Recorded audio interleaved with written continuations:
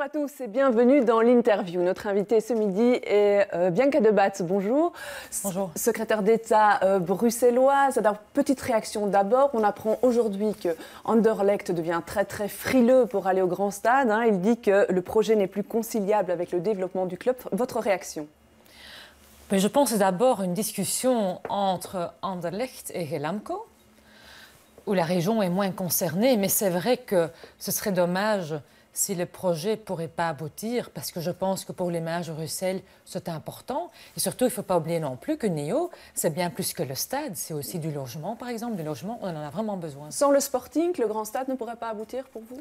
Ça, c'est quelque chose qu'il faudra voir dans les prochaines semaines. Mais en tout cas, voilà, maintenant, je pense qu'il faut laisser les négociations aux promoteurs, Helamco et à Anderlecht. Vous pensez qu'il y a une surenchère du côté d'Anderlecht? C'est possible, mais il faut voir. À voir.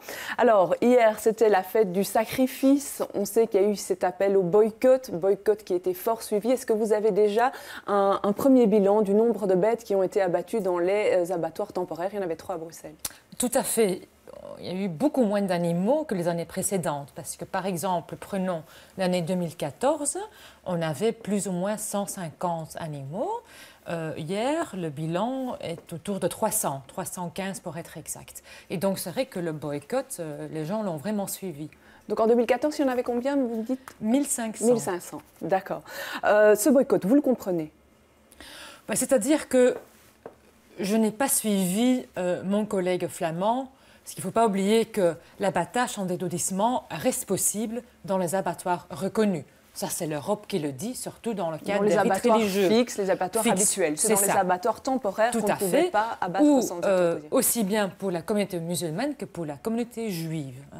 Seulement, dans la région bruxelloise, nous avons une grande communauté musulmane et seulement un abattoir reconnu, c'est celui de Anderlecht, qui nous a dit à plusieurs reprises qu'il n'avait pas la capacité d'accueillir donc tous les croyants dans le cadre de la fête de l'Aïd. Et c'est pour cela que j'ai donc dit, par période transitoire, cette année, on va encore reconnaître les 3 abattoirs temporaires. Mais donc, c'est une période transitoire pour moi aussi, bien sûr. Alors, on va parler de la suite, mais petite réaction ici. Le député socialiste Djamali Kasban parle d'une ambiance de sabotage et d'une tentative d'humiliation quand on parle de cette volonté d'interdire, d'obliger l'étourdissement. C'est vrai. Mais il y a plusieurs éléments. Bien sûr, il y a cette réglementation, c'est une ordonnance européenne que tous les pays, tous les États européens doivent suivre. Mais en même temps, je trouve aussi qu'il ne faut pas stigmatiser une communauté en particulier. C'est un petit peu, je pense, ce qui s'est passé en Flandre. Parce qu'il n'y a pas eu le dialogue. Moi, j'ai toujours dit, effectivement, qu'il faut dialoguer, qu'il faut chercher un consensus. Et c'est pour ça que je réunis plusieurs fois l'exécutif des musulmans, les mosquées, les communes concernées aussi, pour dire, voilà, je sais que cette année-ci, on ne pourra pas l'interdire. Surtout pourquoi? Pour ne pas éviter que les gens retournent dans une situation d'illégalité et font l'abattage chez eux, à domicile, dans la baignoire, dans une cour, où la souffrance animale serait beaucoup plus grande. Mais bien sûr, je veux aussi limiter la souffrance des animaux, ça c'est clair. Et donc, il faudra trouver une solution définitive, structurelle pour l'année prochaine. Pour l'année prochaine. Alors, on fait une différence entre les abattoirs temporaires et les abattoirs permanents. Pourquoi il y a moins de souffrance de l'animal dans un abattoir permanent que dans un abattoir temporaire?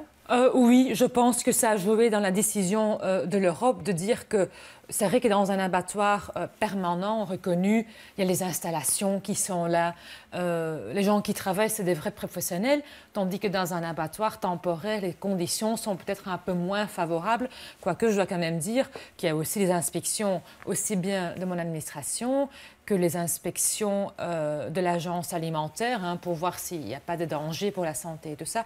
Mais c'est vrai, je peux comprendre qu'effectivement, dans un contexte d'un abattoir reconnu, les conditions sont meilleures. Et donc, effectivement, parce que c'est quand même le but, c'est éviter la souffrance pour les animaux. Et ça, je pense qu'il faut absolument le faire.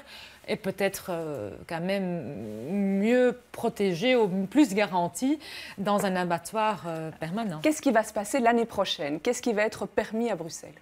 En tout cas, je vais, le plus vite possible, nous allons réunir les partenaires. Moi, je ne suis pas comme d'autres dans une situation de conflit. Oui, mais vous avez déjà avancé maintenant, vous avez un projet. Tout à fait. Et donc, il y a plusieurs pistes possibles. Soit on pourrait demander à l'abattoir de Anderlecht, par exemple, d'étaler la fête de l'Aïd en consensus, bien sûr, avec la communauté musulmane, sur 2-3 jours. Parce qu'alors là, la capacité serait étalée sur 2-3 jours. Ce qui permet d'abattre sans étourdir, alors. Voilà. Oui. Ou le don. Ça, je peux dire, c'est d'ailleurs aussi l'appel des conseils des théologiens où ils ont dit, voilà, le don est considéré comme une alternative tout à fait valable dans l'islam, dans le Coran. Et ça, je pense, c'est vraiment une très bonne solution parce qu'alors là, il n'y a plus d'animaux du tout qui souffrent. Et il y a quand même cet aspect de solidarité qui est très important. Est-ce que c'est aux politiques à dire qu'il faudrait plutôt choisir cette option-là dans votre religion que l'autre? Non, bien sûr, l'organisation interne d'une religion appartient à la religion, mais par contre, il ne faut pas oublier qu'elle a l'interdiction de l'Europe.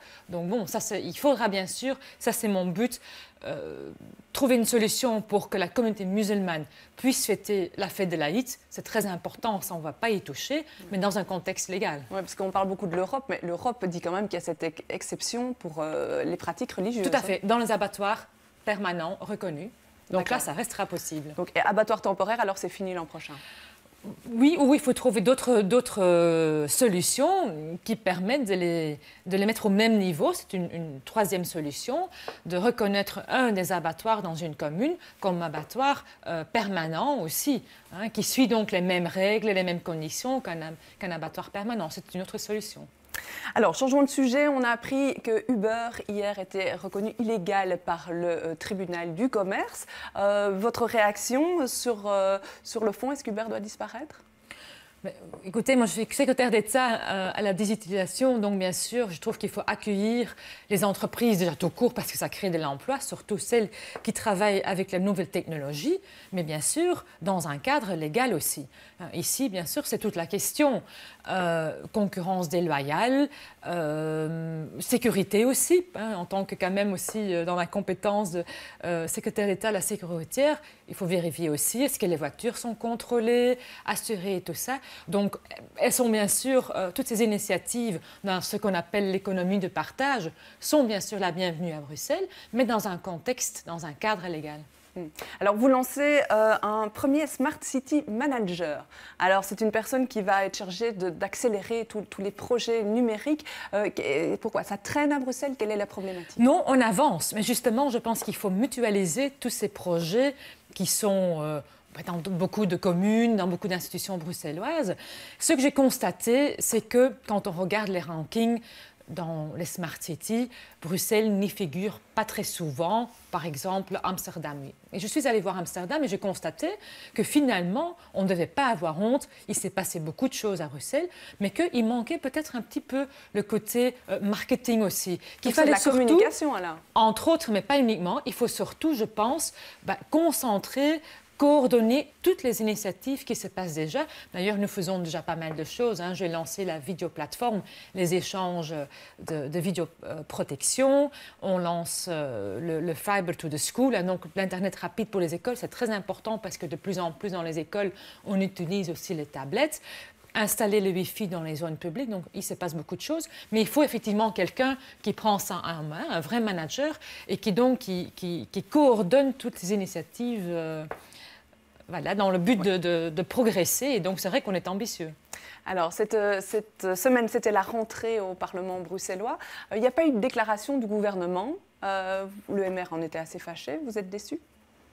Ah non, pas du tout, je ne suis pas déçue, parce que la déclaration du gouvernement, elle vient. Donc, on sait que 21 octobre, le ministre-président fera sa déclaration avec tout le débat qui suit. Mais il ne faut quand même pas oublier que nous sommes dans un contexte actuellement quand même assez difficile. Le thème des réfugiés.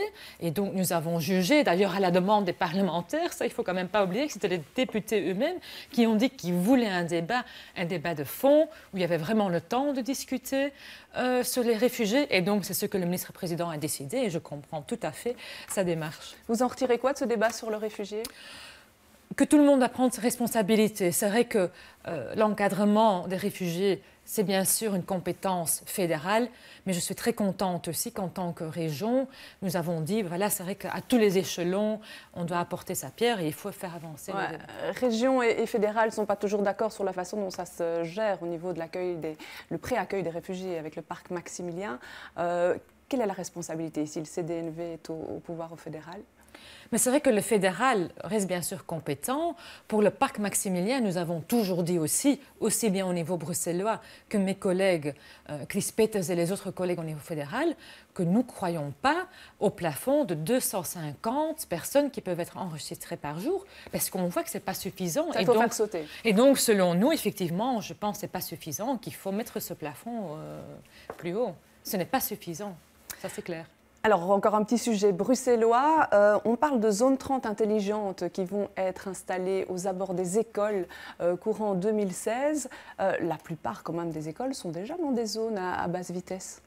C'est vrai, et on ne va pas changer ça, surtout pas, parce que la sécurité routière est un élément très important, surtout aux abords des écoles. Mais ce qui se passe, c'est qu'il y a quelques écoles quand même qui se trouvent sur des grands axes. Je pense par exemple au boulevard de l'Industrie, Anderlecht, où là, on peut se poser la question si, mais bien sûr uniquement en dehors des périodes scolaires, par exemple le soir à 10 ou 11 heures, un dimanche après-midi, est-ce que là, ça a du bon sens de rouler que du 30? Je pense que non. Et donc, c'est pour ça que je veux donc installer ces panneaux effectivement variables, dire, mais bien sûr, on garde ça. Il n'y a pas question qu'on change les 30 quand il y a l'école, quand les enfants sont dans les alentours. Mais c'est vrai que surtout sur ces grands axes, avenue Albert, boulevard de l'Industrie, où sont chaque fois quand même des routes à 2 fois 2 bandes, là, effectivement, on pourrait peut-être abandonner les zones 30, mais je le répète, quand les enfants ne sont pas là, bien sûr, la nuit, le dimanche, les jours fériés, et là, ce sera du 50 à l'heure. Très bien. Je vous remercie d'être venu sur ce plateau. Je vous remercie de nous avoir suivis. Demain, dans Les Experts, les invités seront Armand de Decker et Karine Lalieu. Bon week-end à tous.